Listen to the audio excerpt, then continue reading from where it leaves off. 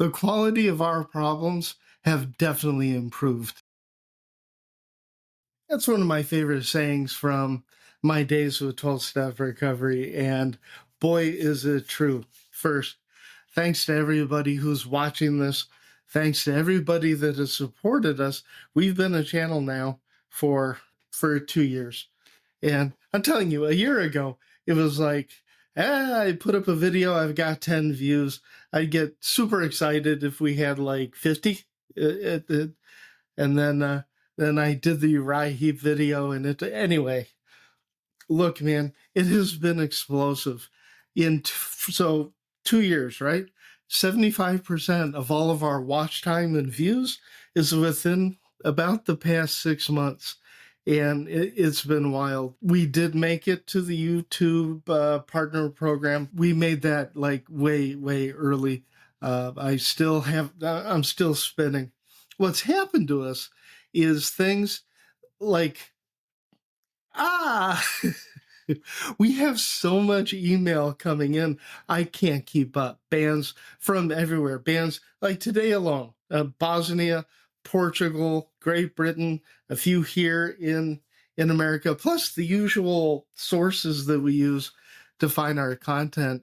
And I feel horrible. I can't keep up. We have to catch our breath. So this is a little bit of a channel update. This is Clean and Sober Stoner. I don't work alone. I have, we have Gypsy, we have Blake, and we have Reverend, and they have really caught on. Reverend, he's almost like the official meme of the channel now. Love these guys. I'm not the only one experiencing success right now beyond what we were ready for. Like, we're that big. Like, for YouTube land, yeah, we're about that big. But we are measurable, and it's really hard to prepare, for what happens if we're caught off guard.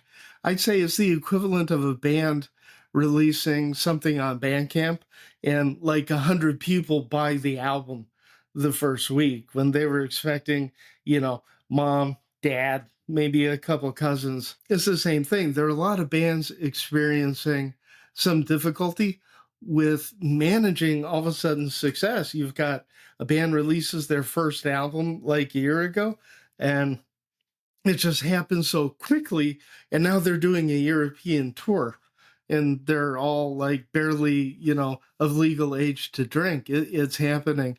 I know PR companies are feeling the same thing. They get that what we're used to is the pace of you put a project together and you get crickets for months, and then all of a sudden, wham, it gets hit. So thank you. Let's keep the problems going.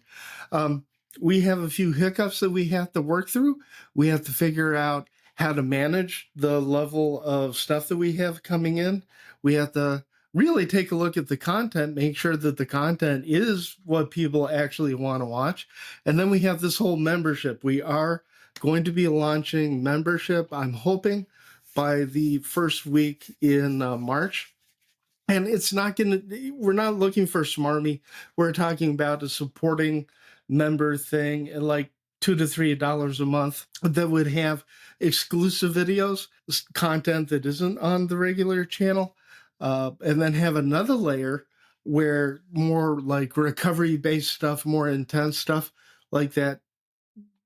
I don't want to talk about that video I put up 2 weeks ago like ever again, but content more in line with that. We plan on having a level for bands where we have content from social media, like real established people, real bands, real labels, real PR, doing a video explaining part of the process. You have no idea how many bands out there have no idea how to generate, the codes for Bandcamp to send out to reviewers. I've got one guy that he never expected anybody to buy his stuff. And, a lot of people have bought his stuff. A lot of people are interested. He's under pressure now, one man to act. He's trying to get a band together. So he and I talk all the time. So we want to come up with content that's actually going to help and not screw you over. We're not trying to milk the cow to the end. And then we have a couple other layers, and including me providing recovery coaching, addiction coaching. I'm also expanding my practice license into Illinois and probably another couple states. That'll take at least 60 days, but it's all like happening at once. So be patient with us a little bit, especially if you're a band. If you're a band, and I don't mean to sound like a dick ever, but I've gotten at least 22 inquiries this week alone saying, hey, we just released our EP. Would you please review it? To be totally honest, we're already looking at stuff in May. Like, that's just the nature of the beast. By the way, that's not okay with me, right? I am not going to ignore the bands that, hey, our album came out on the 15th and they're letting me know this on the 18th. We're going to figure out a way to cover it one way or the other.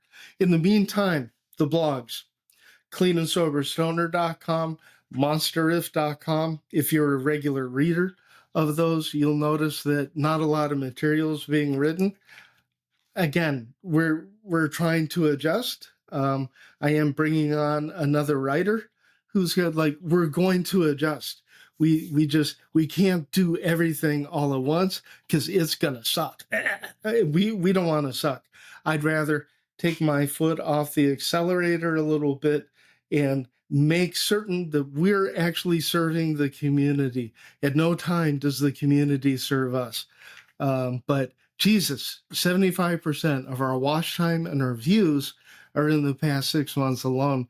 So we're doing something right. We just need to figure out what it is and keep sustaining us. In the meantime, don't stop watching. We've got tons of stuff out there. I think we're at 360 something videos.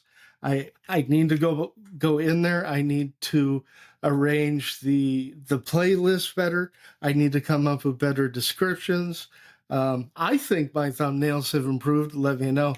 So thank you so much for overwhelming us. We have no idea how to respond. But Gypsy, Blake, Reverend, myself, and then we have Joe Termes from Chaos Monot, is also behind the scenes doing a lot of really big work. We've got other writers coming in.